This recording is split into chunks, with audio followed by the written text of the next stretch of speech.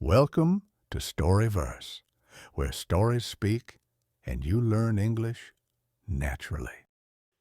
Chapter 1. The Stranger in Hinckley. The village of Hinckley had a rhythm, a soft, dependable beat. Its mornings began with the slow chime of the chapel bell and the smell of bread from Miss Clary's bakery. People greeted each other with nods more than words, and news traveled in the form of glances over teacups and murmurs exchanged by garden gates. Nothing ever really changed here, and that's exactly how they liked it. So when a man appeared one rainy evening, stepping off the last train with a small bag and a distant look, the rhythm skipped. He introduced himself simply as Daniel. No last name, no smile, just a tired voice and eyes that carried the weight of forgotten things. He walked through the cobbled streets like a ghost searching for a place to rest. Mrs. Alden, the widowed landlady of Roseview Inn, was the first to see him properly. She noticed everything: the way he hesitated before answering, the way his hands trembled slightly when he signed the guest book.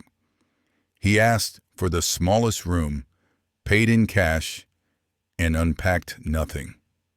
That first night, he sat silently in the common lounge, staring into the fireplace like it held answers to a question he didn't dare ask aloud. "He's not from here," muttered old Mr. Jennings, leaning on his cane at the cafe the next morning. "No one that quiet is," said Nora, the florist, sipping her tea. In Hinckley, people didn't fear strangers. They just didn't trust them. Daniel kept to himself. He left early, returned late. Sometimes he walked the edge of town, near the woods, always alone. When asked what brought him here, he'd say, "A need to rest," and then lower his eyes like the truth might burst through if he spoke another word. But Hinckley wasn't a place where you could stay hidden forever. Mrs. Alden began noticing small things: a worn photograph tucked inside his coat, a book with a name scribbled out, sleepless nights where she'd hear him pacing upstairs, muttering to someone who wasn't there. Once when she brought up fresh towels, she saw a scar trailing down his back, visible through the thin fabric of his shirt. She said nothing, but the silence between them grew heavier after that.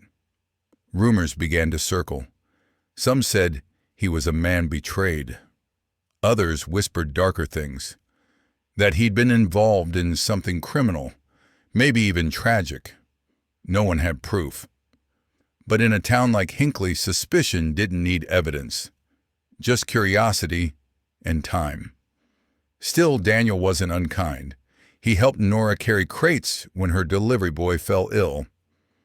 He once bandaged a boy's scraped knee with the hands of someone who'd clearly done it before. And yet, there was something restrained in everything he did, as if he were afraid of leaving fingerprints on this new chapter of his life. One Sunday, Mrs. Alden invited him to supper. He politely declined. The next week, she didn't ask. Instead, she began writing about him in her private journal, pages filled with questions. Who is he really? What did he leave behind? And why does he flinch when someone says the word home? One evening, the wind howled through the village and the power flickered. Mrs. Alden lit candles and knocked on his door. "Company's better than shadows," she offered. To her surprise, he let her in. They sat quietly. She poured tea. He didn't speak at first, but then, as the wind pressed against the window panes like a memory trying to get in, he whispered, "You ever wish you could undo just one night?" She looked at him carefully. "Sometimes," she said. He nodded, as if that answer gave him permission to keep breathing. And just like that, something shifted. The townspeople didn't notice at first, but Mrs. Alden did. His footsteps became a little slower, more present. He stayed longer in the lounge. Sometimes he even smiled, faint, flickering things like candlelight. But no one had asked the question that hovered over Hinckley like a low-hanging storm. What exactly had he done? And one day, the answer would come knocking. But for now, the stranger remained. Not quite a ghost, not quite a guest, just a man walking through the quiet fog of Hinckley, with a past too heavy to carry, and a future still unsure if it would ever arrive. Chapter 2. The Man. He used to be. The rain had come again, soft, steady, and cold. Daniel sat by the narrow window of his rented room, a cup of untouched tea cooling in his hands. Outside, the cobblestone streets of Hinckley glistened under dim street lamps. He watched the droplets trace erratic paths down the glass, lost in the rhythm, lost in thought. The room smelled faintly of old wood and lavender polish. Mrs. Alden always insisted on keeping the house spotless. She said it brought dignity even to old things. Daniel appreciated that. Dignity. That was something he had once carried easily. Now it clung to him like a memory he couldn't quite reach. It had been months since he arrived. Months of silence, solitude, and careful routines. People had stopped asking questions. They had learned to let him be. Yet in the quiet, his mind was anything but still. Every creak of the floorboards, every sudden knock at the door, every unexpected sound made his pulse race. And the dreams, they never left. Nights were the hardest. That's when the flashbacks came. A hospital corridor, the sound of running feet, a child's cry, the sterile sting of antiseptic. A woman's voice calling his name, not with love, but with fear. And then the silence. That unbearable, unfixable silence. He had been a doctor, a good one, respected, admired, married, a father, until that night. He didn't talk about it. Not to anyone. Not even to himself. But then, one afternoon, the past knocked on the door. Not metaphorically, but quite literally. Daniel was reading by the fire in the common room downstairs when the front door creaked open and in walked a man in a dark wool coat, his umbrella dripping. Daniel froze. The man glanced around, polite, but distracted. Then their eyes met. It was like a switch flipped in Daniel's chest. Recognition, disbelief, and dread collided in an instant. It was Marcus. From the hospital. From the before. Daniel stood, unable to stop himself, and left the room. He heard Mrs. Alden greet the man and offer him tea, but he didn't stay to listen. His legs carried him upstairs, his breath shallow. He locked his door behind him and leaned against it, trembling. How had Marcus found him? Later that night, after everyone had gone to bed, there was a note slipped under his door. 5 words, neatly written. I know who you are. Daniel stared at it for a long time. The words didn't threaten. They didn't accuse. They just confirmed. His past hadn't just caught up. It had arrived. And yet, oddly, it didn't feel like the end. It felt like a question. What would Marcus do? What would Daniel do? The next morning, Daniel found himself standing in front of the small mirror above the wash basin. He hadn't looked into his own eyes in a long time. The man staring back wasn't quite the stranger he feared, nor the doctor he once was. He was something else now. Something bruised, yes, but not broken. Hinckley had become a refuge, but it could no longer be a hiding place. As he splashed cold water on his face and wiped it with a towel, Daniel made a silent decision. It was time to speak. Not everything, but something. And maybe, just maybe, begin to forgive the man he used to be. Chapter 3. Truth at the Door.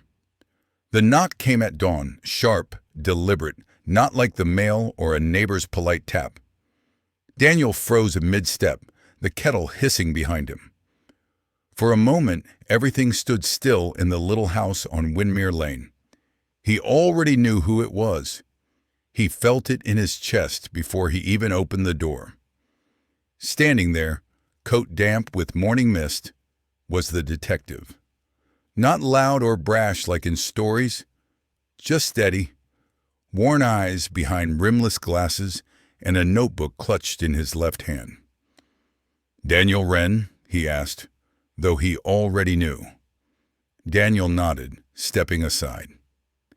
They sat in the tiny sitting room. The detective declined tea.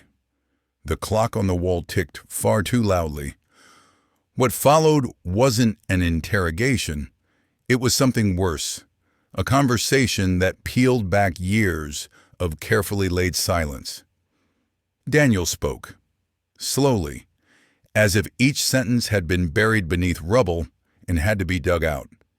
He told him about the hospital in London, about the patient who had been more than a stranger, a man connected to his family's ruin, about the night it all fell apart, when emotions blurred lines and Daniel crossed a threshold he never imagined.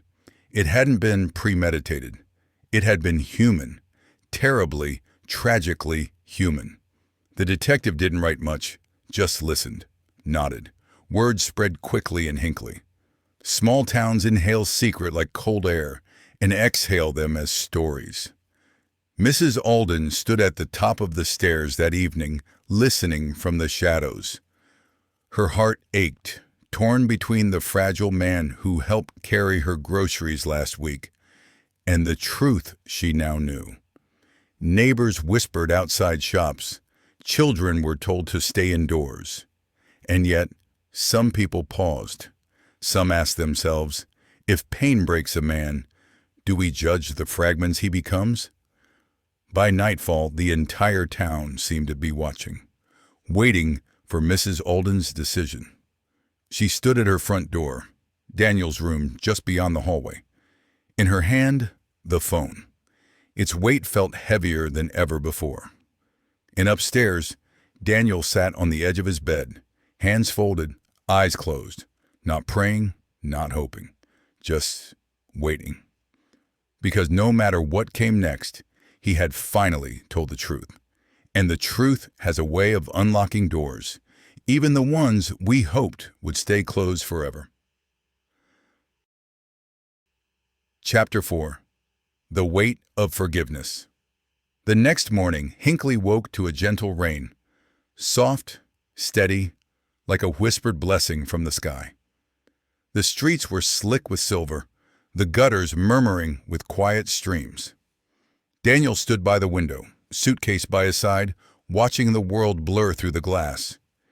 He had expected the day to feel heavier. Instead, it felt quiet, like the hush after a storm. The truth was out. He hadn't begged for mercy, he hadn't asked for understanding. But somehow the town had given it anyway. Mrs. Alden never made the call. Instead, she knocked gently on his door the night before and said only, "You should get some sleep, Daniel. It's going to be a long day tomorrow. No judgment, no questions, just that." And somehow it meant more than anything he'd heard in years.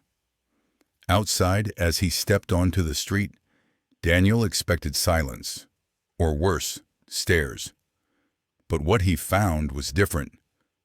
Old Mr. Clark from the hardware store gave a small nod, adjusting his cap as Daniel passed. A woman he didn't know, someone who once avoided eye contact, gave a faint smile.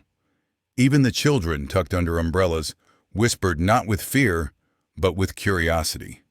It wasn't celebration. It wasn't embrace. But it was something warmer than rejection. It was space. Space to leave and perhaps, one day, return. As Daniel made his way toward the edge of town, the church bells rang, a soft echo through the mist, a reminder of something older than judgment, older than guilt, grace. He paused on the hill above Hinckley. The rooftops shimmered in the rain. Smoke curled from chimneys. Life went on, unshaken by the storm that had passed through it. For so long, Daniel had carried his guilt like a stone in his chest, something heavy, immovable. But now, walking away, he felt lighter. Not free, not absolved, but lighter. Sometimes forgiveness doesn't come in words. It comes in glances, in silence, in the absence of cruelty where cruelty once lived. It comes in the rain, in the soft gray of a morning that still dares to become a new day. Daniel didn't know where he was going, but for the first time in years, he believed he could get there. And behind him, in that quiet town of Hinckley, forgiveness lingered like the fading echo of a bell, and the gentle hush of a world willing to begin again.